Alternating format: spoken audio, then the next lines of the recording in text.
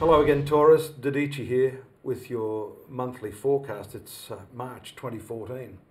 And Mercury, the planet of communication, the intellectual, mental planet, in your career sector, just moving forward after doing its little retrograde dance, is welcome news for many of you. Being in the career sector, of course, it means your communications, your connections to people associated with your work and your profession can really help you augment this part of your life. Now, I want to talk to you about keeping things inside yourself. Because often this planet will push you, especially some of you Taurians that are not all that communicative, don't feel that comfortable bearing your soul to the world around you. This is a month when you need to speak about what you want. If no one knows what it is you want, how are you going to achieve that?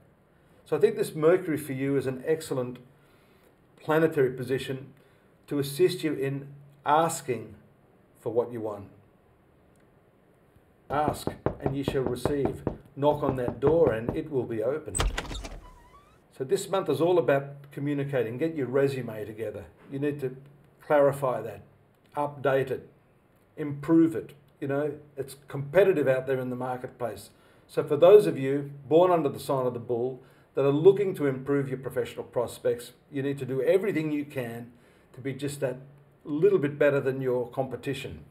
So the 11th house, which is the house of desires and fulfillment, is activated by some very nice planetary configurations this month for you. Firstly, there's a new moon, and that usually indicates opportunities arising, fresh new concepts that can help you in your work. And let's not forget that the 11th house is the social sector, Taurus.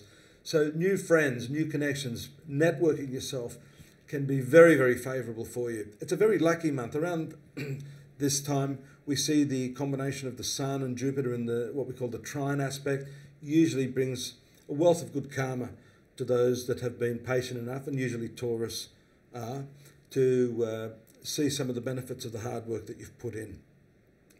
I don't want to go into too much detail about Saturn in your 7th house. That's a slow-moving planet. I've talked about that considerably. I want to keep on this theme this month of your professional activities and how to put it out there.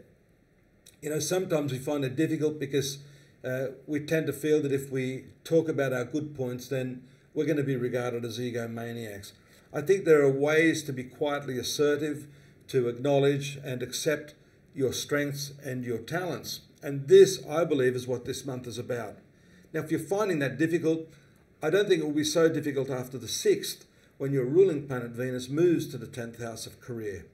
Now, Venus brings with it a whole gamut of social opportunity that I was just talking about earlier, the new opportunities there to meet friends, people that are associated with the type of work that you do. And then, of course, we have Jupiter in your 3rd sector of communication in what we call a stationary direct motion around the same date. So that's excellent for your communications. So I can't see you doing too much wrong this month, notwithstanding that Saturn in the 7th house. But I think on balance, the rest of these planetary aspects are going to help you to overcome that rather inhibited trait of Saturn in the public relations sector. Slow thinking methodologies, approaches are better after the 11th. We see Mercury, very friendly planet, in the right angle to Saturn. Now that could be good news for you in one sense, but the requirement on your part to be very, very patient. It slows the whole process down. Nevertheless, you've still got excellent aspects to that same Saturn from the Sun on the 14th and leading up to that.